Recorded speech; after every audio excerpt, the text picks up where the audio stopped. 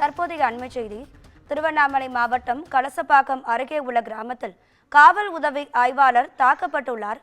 காவல் உதவி ஆய்வாளரை தாக்கிய கும்பலை போலீசார் குண்டுக்கட்டாக கைது செய்துள்ளனர். இதனால் அந்த பகுதியை பரபரப்பாக காட்சியளித்துக் கொண்டிருக்கிறது.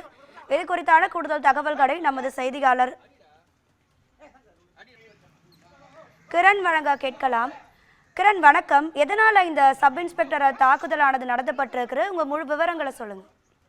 வணக்கம் ராதிகா. காவல் உதவி ஆய்வாளர் மீது தாக்குதல் நடத்திய சம்பவம் திருவண்ணாமலை மாவட்டம் கலசப்பாக்கம் அடுத்த நவபாளையம் பகுதியில் பெரும் பரபரப்பை ஏற்படுத்தியுள்ளது.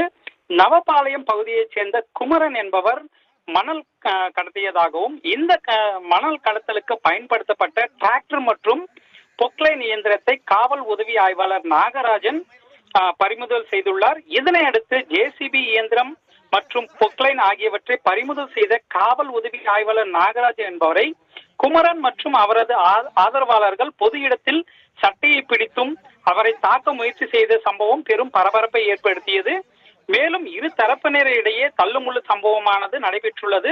காவல் உதவியாளரை தாக்கிய மணல் மாஃபியா கும்பலை காவல்துறையினர் குண்டுக்கட்டாக கைது செய்து தற்போது நடவடிக்கை மேற்கொண்டு வருகின்றனர். ராதிகா,